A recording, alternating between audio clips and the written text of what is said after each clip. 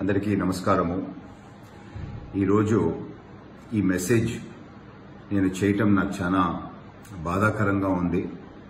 ఆంధ్ర రాష్ట్రంలో నేరాలు ఘోరాలు ఏ స్థాయికి చేరిపోయినాయో అందరికీ తెలవాలా. 15వ తారీఖు అనంతపూర్ జిల్లా స్టాఫ్ నాకు ఫోన్ చేయటం జరిగింది. మీరు కరోనా టెస్ట్ చేయించుకోవాలా అసెంబ్లీకి పోయేదానికి అని చెప్పి చాలా మంది ఫోన్లు చేయటం జరిగింది. కానీ నేను లోకేష్ గారి ట్రిప్లో వారితో పాటు అనంతపూర్ ట్రిప్లో బిజీగా ఉండాను. అందుకని నాకు టైం లేక వాళ్ళకి నేను శాంపుల్ ఇవ్వలేకపోయినాను. 16, 17వ తారీఖు విజయవాడలో అసెంబ్లీ సెషన్లో కౌన్సిల్ సెషన్లో బిజీగా ఉండాము. సో సెషన్ అయిపోయిన తర్వాత 17వ తారీఖు అరౌండ్ 3 గంటల టైం మధ్యాహ్నము అక్కడే అవైలబుల్ ఉన్న కోవిడ్ వ్యాన్లో నేను టెస్ట్ తీసుకోవటం జరిగింది. నాతో పాటు మరొక 6 ఎమ్మెల్సీలు కూడా అందరూ కోవిడ్ టెస్ట్ తీసుకోవటం జరిగింది. మా అందరికీ అక్కడ స్టాఫ్ చెప్పటం ఏంటంటే 2 రోజుల తర్వాత మా ఫోన్స్కి టెస్ట్ రిజల్ట్స్ వస్తాయి అని చెప్పి మాకందరికీ ఇండివిజువల్గా చెప్పటం జరిగింది. కానీ 24 గంటల లోపలనే అనంతపూర్ జిల్లా కలెక్టర్ గారు నాకు ఫోన్ చేసి మీరు కోవిడ్ పాజిటివ్ అని చెప్పి చెప్పటం జరిగింది. చెప్పేసి వారు ఫోన్ డిస్కనెక్ట్ చేశారు. వెంటనే కృష్ణా జిల్లా కలెక్టర్ గారు నాకు చేసి మీరు కోవిడ్ పాజిటివ్, సో అందుకని మీరు తక్షణమే క్వారంటైన్ అండ్ మా ఐసోలేషన్లోకి మీరు వచ్చేసేయాలా అని చెప్పి నన్ను రిక్వెస్ట్ చేయడం జరిగింది. సో నేను వారికి చెప్పినాను, ఈ 2 నెలలు నేను స్ట్రిక్ట్ క్వారంటైన్లో ఉండాను, ఎవరిని కలవలేదు, నాకు వచ్చే ఛాన్సే లేదు అని చెప్పి నేను వారికి చెప్పడం జరిగింది. అయినా వారు ఏమన్నారంటే మీరు వచ్చి క్వారంటైన్లో ఐసోలేషన్లో మా కంట్రోల్లో మీరు ఉండాలా అని చెప్పి నాకు చెప్పడం జరిగింది. సో నాకు డౌట్ వచ్చింది, ఎందుకంటే నేను నిజంగా ఎవరిని కలవనప్పుడు నాకు కోవిడ్ ఎట్లొస్తుంది, ప్లస్ నాకు సిమ్టమ్స్ కూడా ఏం లేవు, నేను పర్ఫెక్ట్గా హెల్తీగా ఉన్నాను అని చెప్పి చెప్తే కూడా వారు కాదు మీరు వచ్చేసి ఐసోలేషన్లో క్వారంటైన్లో ఉండాలా అని చెప్పి చెప్తే నాకు ఏదో డౌట్ ఉండి లేదు అని చెప్పి నేను లేను ఇక్కడ, నేను ఆల్రెడీ బయలుదేరినాను హైదరాబాద్కి అని చెప్పి దారిలోనే ఉండేనప్పుడు హైదరాబాద్కి స్ట్రైట్గా హైదరాబాద్కి వచ్చి ఏఐజీ హాస్పిటల్కి పోయినానండి.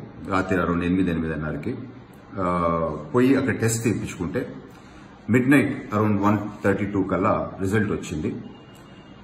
ఆ రిజల్ట్లో కోవిడ్ నెగిటివ్ అని చెప్పి రిజల్ట్ సర్టిఫికేట్ టెస్ట్ రిపోర్ట్ రావటం జరిగిందండి.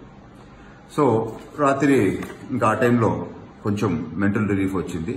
వారేమో పాజిటివ్ అంటున్నారు, ఇక్కడేమో నెగిటివ్ అంటున్నారు, ఏంది వాస్తవం అని చెప్పి మళ్ళా మార్నింగ్ లేసి మరొక ఇన్స్టిట్యూట్కి నేను టెస్ట్ రిజల్ట్ ఇవ్వటం జరిగింది. మధ్యాహ్నము 4:30-5 గంటల టైంకి వారు కూడా రిజల్ట్ ఇచ్చినారు. కానీ వారు ఈసారి both swab test and blood కూడా తీసుకున్నారు, మళ్ళా జాగ్రత్త అడిషనల్ ప్రికాషన్ కొరకు. సో ఆ టెస్ట్ రిజల్ట్ కూడా ఈవినింగ్ నెగిటివ్ అని చెప్పి రావటం జరిగింది. సో ఇంకా ఇంతటితో క్లారిటీ వచ్చేసింది, ఎందుకంటే నాకు కోవిడ్ లేదు అని. మళ్ళా కలెక్టర్ గారికి మెసేజ్ పంపించి మీరేమో కోవిడ్ ఉందన్నారు, ఇక్కడ నేను హాస్పిటల్లో ఉంటే వాళ్ళు అడుగుతున్నారు ప్రూఫ్ అని చెప్పి చెప్తే వారు ఇమీడియట్ గా ఆ టెస్ట్ సర్టిఫికేట్ పాజిటివ్ అని చెప్పి నాకు పంపించడం జరిగింది. ఇది గవర్నమెంట్ ఆఫ్ ఆంధ్రప్రదేశ్ నుంచి ఇష్యూ అయిన పాజిటివ్ సర్టిఫికేట్. సో చాలా షాకింగ్ పరిణామాలు. ఆంధ్ర రాష్ట్రంలో ఏ విధంగా అరాచకాలు జరుగుతూ ఉన్నాయి, ఏ విధంగా పొలిటికల్ టెర్రరిజం జరుగుతూ ఉంది, ఏ విధంగా ప్రత్యర్థుల్ని ఇబ్బందులు పెట్టి దాడులు చేస్తా కక్షలు, కార్పణ్యాలు, కుట్రలు, దౌర్జన్యాలు జరుగుతున్నాయి అని చెప్పి మనము వింటా ఉన్నాము. నాకు జరిగిన ఇన్సిడెంట్ ఇది. ఇక్కడ ప్లాన్ ఏంటంటే నాకు కోవిడ్ ఉందని చెప్పి వాళ్ళు కంట్రోల్లోకి తీసుకొని ప్రభుత్వము నా మీద ఒక కుట్ర బన్నేరు, నాకు కోవిడ్ ఎక్కించాలా అనే ప్లాన్ అని క్లియర్గా నాకు కనపడతా ఉంది. లేదంటే 14 రోజులు ఐసోలేషన్లో పెట్టి వాళ్ళ కంట్రోల్లో నన్ను పెట్టుకొని వాళ్ళు ఏమి చేయాలనుకున్నారో నాకు తెలియదు. ఈ స్థాయికి రాజకీయాలు దిగజారుతున్నాయా అని చెప్పి నాకు చాలా బాధాకరంగా ఉంది. నాకు డౌట్ వచ్చి నేను లోకేష్ గారితో అనటం జరిగింది, ఈ అసెంబ్లీ సెషన్స్ లో వీళ్ళు ఆ బెంచ్ల పైన రాసే మనగాళ్లు కూడా వైసీపీ రూలింగ్ పార్టీలో ఉండారు. మనం అసెంబ్లీకి పోవాలా అని అంటే, లేదు మనం ప్రజల కోసం పోవాలా అని చెప్పి పార్టీ ఒక డెసిషన్ తీసుకుంది. మేము ప్రజల కోసం రిస్క్ తీసుకుని వచ్చినాము. సో క్లియర్ కట్ ఇప్పుడు ఏం అర్థమవుతా ఉందంటే, ఒక కుట్ర, ఎవరెవరు వాళ్ళ మాట వినరో వాళ్ళని ఇబ్బంది పెట్టే విధంగా నా మీద మాత్రము ఖచ్చితంగా ఇది ఒక స్కెచ్ వీల్ వేశారు. కోవిడ్ సెంటర్లో నన్ను పెట్టి నాకు కోవిడ్ ఎక్కించి